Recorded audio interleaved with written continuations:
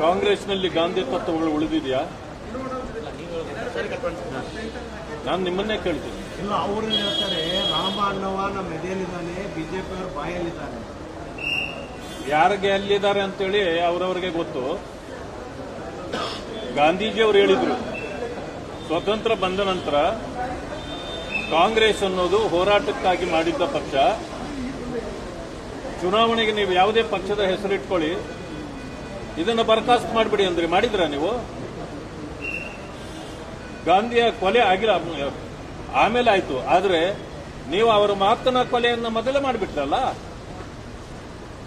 ಇವತ್ತು ಯಾವ್ಯಾವ ವಿಚಾರಕ್ಕೆ ಯಾವ್ಯಾವುದನ್ನು ಇಡಬೇಕು ಅಂತಕ್ಕಂಥದ್ದು ಆಯಾ ಸರ್ಕಾರಗಳಿಗೆ ಬಿಟ್ಟಿದ್ದು. ನೀವು ಏನ್ ಮಾಡ್ತಿದ್ದೀರಿ? ಎಲ್ಲ ಇದನ್ನು ಕೂಡ ಇವತ್ತು ಡೆಮಾಲಿಷ್ ಮಾಡ್ತಾ ಇದ್ದೀರಿ. ಯಾವುದಕ್ಕೆ ನೀವು ಗೌರವ ಕೊಟ್ಟಿದ್ದೀರಿ? ನೀವು ಗೌರವ ಕೊಟ್ಟು ಬೇರೆಯವರಿಂದ ಗೌರವ ಕೇಳಬೇಕು. ಅದನ್ನು ಬಿಟ್ಟು ಏನು ಗಾಂಧಿ ತತ್ವವನ್ನ ಕೊಲೆ ಮಾಡಿದ್ರು ಅಂತ. ಗಾಂಧಿಯನ್ನ ಯಾರು ಕೊಲೆ ಮಾಡ್ಲಿಕ್ಕೆ ಆಗೋದಿಲ್ಲ. ಅವರ ತತ್ವ ಸಿದ್ಧಾಂತಗಳು ಇವತ್ತಿಗೂ ಕೂಡ ಬದುಕಿರ್ತವೆ. ಬಾಬಾ ಸಾಹೇಬ್ ಅಂಬೇಡ್ಕರ್ ಅವರದಾಗಿರ್ಬೋದು ಎಲ್ಲ. ಅದ್ರ ನೀವು ಬಾಬಾ ಸಾಹೇಬ್ ಅಂಬೇಡ್ಕರ್ ಅವರನ್ನ ಯಾವ ರೀತಿ ನಡೆಸ್ಕೊಂಡ್ರಿ ಅಂತೇಳಿ ಅದನ್ನು ಬೇರೆ ಹೇಳ್ಬೇಕಾ? ನೀವು ಗೋಡ್ಸೆ ಪೂಜೆ ಮಾಡ್ತೀರಿ, ಗೋಡ್ಸೆ ಆರಾಧಕರು ನೋಡ್ರಿ, ನಾವು ಅಲ್ಲಲ್ಲ, ಅವ್ರ ಹೇಳಿಕೆ ಎಲ್ಲ ಸತ್ಯ ಅಲ್ಲ.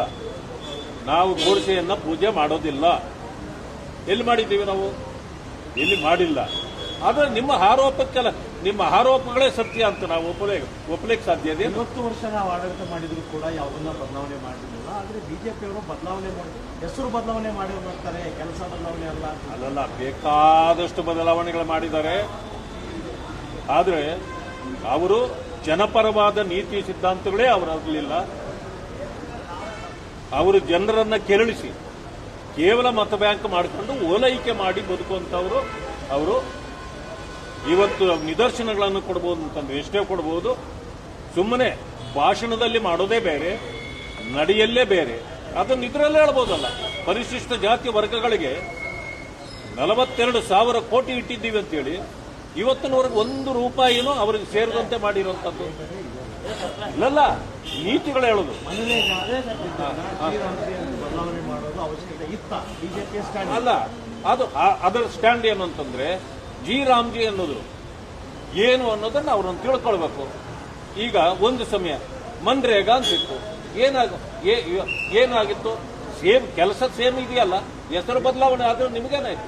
ನೀವು ಬದಲಾವಣೆ ಮಾಡಿರೋ ಬೇಕಾದಷ್ಟು ಹೆಸರುಗಳಿವೆ. ರಾಜ್ಯದ 40% ದುಡ್ಡು ಕೊಡ್ತೀವಿ, ರಾಜ್ಯದ ಕೇಳಿಲ್ಲ, ಅಭಿಪ್ರಾಯ ಕೇಳಿಲ್ಲ, ಹೆಸರು ಬದಲಾವಣೆ ಮಾತ್ರ ಸಾಧನೆನ. ಬಟ್ ಕರ್ನಾಟಕವನ್ನೇ ಕೇಳಬೇಕಂತಿಲ್ಲ. ಕೇಂದ್ರ ಸರ್ಕಾರ ಎಲ್ಲಾ ರಾಜ್ಯಗಳ ಒಡೆಯ ಅವರು ಕೋಳಿ ಕೇಳಿ ಮಸಾಲೆ ಅರಿಯುವಂಥದ್ದಲ್ಲ. ಎಷ್ಟು % ನೀವು ಕೊಡ್ತೀರಿ, ಎಷ್ಟು % ನಾವು ಕೊಡ್ತೀವಿ. ಯಾರು ಯಾರ ಮನೆಯಿಂದ ತಂದು ಕೊಡೋದಿಲ್ಲ. ಇದು ದೇಶದ ಜನರ ಹಣ. ಅದು ಸದ್ವಿನಿಯೋಗ ಆಗಬೇಕು. ಹೆಸರು ಬದಲಾವಣೆ ಆದ್ರೆ ಏನೂ ಆಗೋದಿಲ್ಲ. ಆದ್ರೆ ಇವತ್ತು ಅರ್ಥ ಮಾಡ್ಕೊಳ್ಬೇಕು ಜನರಿಗೆ, ನಾವು ಯಾವ ರೀತಿ ಕೆಲಸ ಕೊಡಬೇಕು, ಅವರ ಸಮಸ್ಯೆಗಳಿಗೆ ಪರಿಹಾರ ಕೊಡಬೇಕನ್ನೋದು. ಈಗ ಬೆಳಗಾವಿ ಅಧಿವೇಶನ ಅಂದ್ರೆ ಪ್ರತಿಭಟನೆ ಅಧಿವೇಶನ ಆಗಿದ್ದಿದೆ. ಇನ್ನು ಉಳಿದಂತ ದಿನಗಳಲ್ಲಿ ಉತ್ತರ ಕರ್ನಾಟಕದ ಸಮಸ್ಯೆಗಳ ಚರ್ಚೆ ಆಗುತ್ತಾ ಅಂತ ನಾನು 1 ವಾರ ಈ ಸದನವನ್ನ 1 ವಾರಕ್ಕೆ ವಿಸ್ತರಿಸಬೇಕು ಅಂತೇಳಿ ಈಗಾಗಲೇ ಪತ್ರ ಕೊಟ್ಟಿದ್ದೇನೆ. ಯಾಕೆ ಅಂತಂದ್ರೆ ಇಷ್ಟು ದಿವಸಗಳಾದರೂ ಕೂಡ ಉತ್ತರ ಕರ್ನಾಟಕದ ವಿಚಾರಗಳ ಚರ್ಚೆಗೆ ಬಂದಿಲ್ಲ. ಇನ್ಯಾವತ್ತು ನೀವು ಮಾಡ್ತೀರಿ? ನೀವೇನು ಕುಂದ ತಿಂದು ಹೋಗಕ್ಕೆ ಬಂದಿದ್ದೀರಾ ಅಂತ ಜನ ಕೇಳ್ತಾರೆ ನಾಳೆ. ನಾವೇನು ಉತ್ತರ ಕೊಡ್ಬೇಕು ಅದಕ್ಕೆ? ಆ ಕಾರಣದಿಂದಲೇ 1 ವಾರ ವಿಸ್ತರಿಸಿ ಚರ್ಚೆ ಮಾಡೋಣ, ಆ ಸಮಸ್ಯೆಗಳಿಗೆ ಪರಿಹಾರ ಕೊಡೋಣ. ಇವತ್ತು ನೂರಾರು ಸಂಘಟನೆಗಳು ಇವತ್ತು ಹೋರಾಟಕ್ಕಿಳಿದಿವೆ. ಯಾವಾಗಲೂ ಅಷ್ಟು ಇರೋದಿಲ್ಲ. ಈಗ ಬೆಂಗಳೂರಿನಲ್ಲಿ ನಡೆದಾಗ 2-3 ಸಂಘಟನೆಗಳು ಕೂಡ ಹೋರಾಟಕ್ಕೆ ಬರೋದಿಲ್ಲ. ಇಲ್ಲಿ ಯಾಕೆ ಅಷ್ಟು ಬರ್ತವೆ ಅಂದ್ರೆ ಅಷ್ಟು ಸಮಸ್ಯೆ ಇದೆ. ಸಮಸ್ಯೆ ಇರೋದನ್ನ ಪರಿಹಾರ ಮಾಡದೆ ನಾವು ಇಲ್ಲಿಂದ 1 ವಾರ ಬಂದ್ವಿ, ಪಿಕ್ನಿಕ್ ಬಂದ್ವಿ, ಹೋದ್ವಿ ಅಂತ ಅನ್ಸ್ಕೊಳಕ್ ನಾವು ಸಿದ್ಧರಿಲ್ಲ. ಸರ್ಕಾರ ಇದಕ್ಕೆ ಒತ್ತು ಕೊಡಬೇಕು. ಅವರ ಸಮಸ್ಯೆಗಳಿಗೆ ಪರಿಹಾರ ಮಾಡಲಿಕ್ಕೆ ಅವರು ಮುಂದೆ ಬರಬೇಕು. ಇಲ್ಲ ಯಾವ ಪಕ್ಷ ನೋಡಿ, ನಮ್ಮ ಹೋರಾಟ ಇರ್ತಕ್ಕಂಥದ್ದು ಅಧಿಕಾರ ಮಾಡೋರು ಚಿಂತೆ ಮಾಡ್ಬೇಕು. ಅದನ್ನ ಅಧಿಕಾರ ಮಾಡೋರು ಚಿಂತೆ ಮಾಡ್ಬೇಕು ಅದನ್ನ. ನೀವು ಕೇಳೋ ಪ್ರಶ್ನೆ ಅಧಿಕಾರ ಮಾಡೋರಿಗೆ ಕೇಳಬೇಕು. ವಿರೋಧ ಪಕ್ಷದ ಜವಾಬ್ದಾರಿ ಇಲ್ಲ ಅಂತೀರಾ? ಈಗ ಇರೋದಕ್ಕೆ ಅಲ್ವಾ ನಮ್ಮ ಹೋರಾಟ ಮಾಡ್ತಾ ಇರೋದು. ಯೋಜನೆ ಅನ್ಯ ನ್ಯಾಯಾಧಿಕರಣ ಬೇಕು, ಯಾವುದು ನೋಟಿಫಿಕೇಶನ್ ಮಾಡ್ತೇವೆ ಕೇಂದ್ರದಿಂದ, ಯಾವುದು ಯೋಜನೆಗಳೆಲ್ಲ ಹಾ ಕೇಂದ್ರದಿಂದ ನಾವು ಇದು ಮಾಡ್ತಾ ಇಲ್ಲ, ಸುಪ್ರೀಂ ಕೋರ್ಟ್ ಸಪೋರ್ಟ್ ಮಾಡ್ತಾ ಇಲ್ಲ. ಅಂದ್ರೆ ಉತ್ತರ ಕರ್ನಾಟಕ ಭಾಗದ ಜನರು ನೋಡಿ, ನೀವು ಕೋರ್ಟ್ ಸಪೋರ್ಟ್ ಮಾಡ್ತಾ ಇಲ್ಲ ಅಂತ ಹೇಳ್ಬೇಡಿ.